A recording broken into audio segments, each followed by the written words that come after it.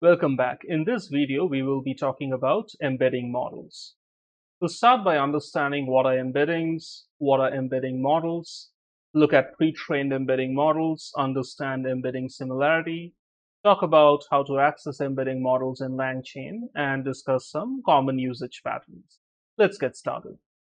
So what are embeddings? Embeddings are basically learned by training a neural network model on a huge amount of data, which includes several documents typically taken from the web, or it could be private enterprise data.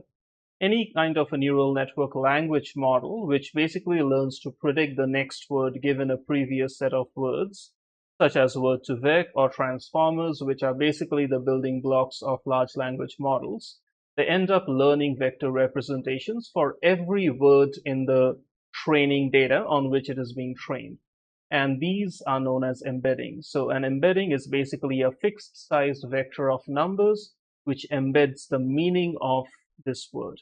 So every word has a corresponding vector embedding. Now embeddings encode the meaning of words. Let's take a very simple example to understand what could be inside an embedding. Assume that you as a person are taking the big five personality traits test.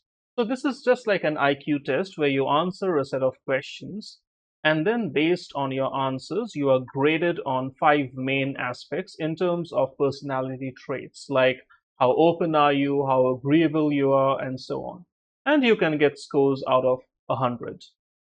Now let's assume that you have taken a test, and in this way, let's say different people are taking these tests.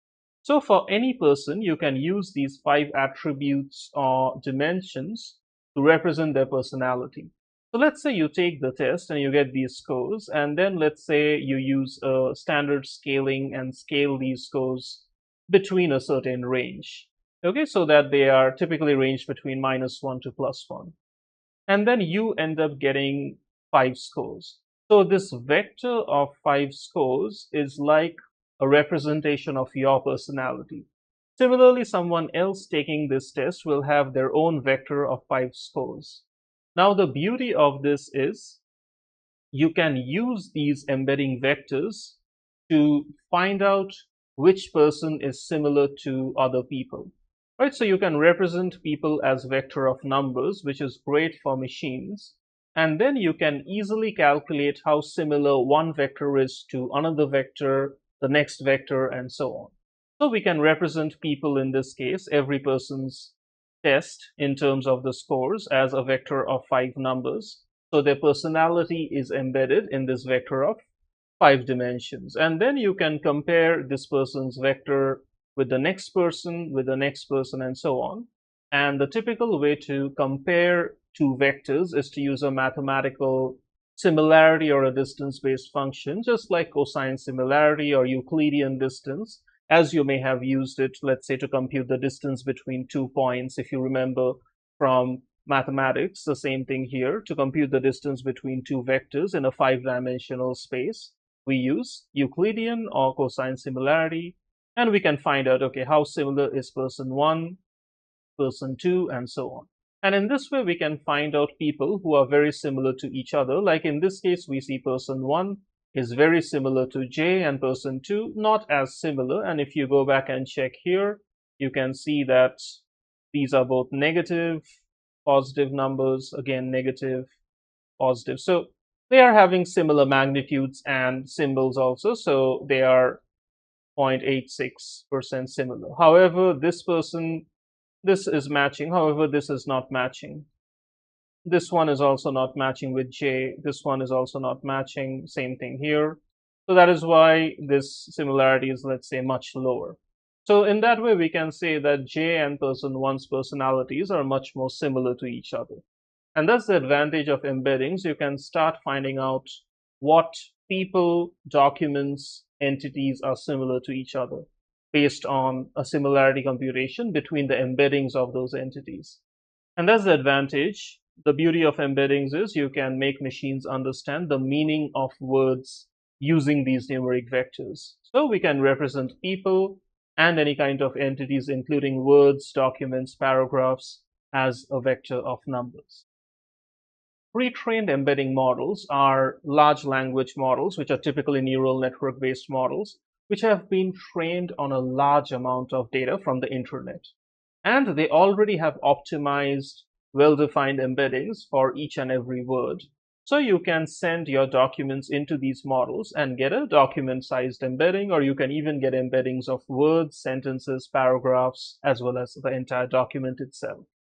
And as I mentioned before, you can use techniques like cosine similarity or Euclidean distance to find out how similar are two embeddings. So in that way, if imagine you have a corpus of documents and you have a question coming in, so what you can do is you can send the question through your large language model and get an embedding for the question. Similarly, let's say you have a variety of documents in your knowledge base. You can find out for every document what is the embedding for that document or the document chunk, let's say. And then you can find out the similarity between them by plugging it into a function like cosine similarity, which is basically a normalization of the dot product between the two embedding vectors. And the closer they are, this angle becomes closer to 0, and the cosine similarity becomes closer to 1. And the further away they are, the angle will become closer to 90 degrees, and the cosine similarity will then become closer to 0. So the more similar they are, the similarity score increases, which means the embedding vectors are closer to each other, which means this document could be a relevant document to answer this question. And that is the key principle which is used behind these vector databases, retrieval systems, as well as RAG systems, which we will look at later on. Okay, so for embedding models, LangChain supports API wrappers for accessing all popular pre-trained embedding models. These embedding models are basically used to convert documents or document chunks into embedding vectors. And it is very useful, as I mentioned, in any kind of information retrieval, search engines, and RAG systems.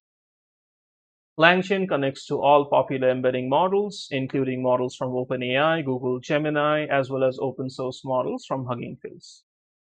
Common usage patterns of embedding models in LangChain. So one step is usually you have a corpus of documents, your knowledge base. You want to create embeddings of those documents or document chunks. So imagine you have a corpus of documents. You can initialize a connection to OpenAI's embedding model in this way, and then just call the embed documents function. So the embed documents function embeds a collection of documents, typically like a knowledge base, right? And you get embeddings for every document. The other one is, let's say, when you have a question and you want to find out similar documents to that question. Then you have to convert the question also into an embedding vector. That is where you can use the embed query function instead of embed documents. So then you can call the embeddings model, pass in a question, and you get a vector for that question. So embed query embeds a single piece of text for the purpose of comparing that query vector to other document vectors to find out which are your similar documents to the given question. That's it for this one. I'll see you in the next video where we'll look at some hands-on for embedding models. Thank you.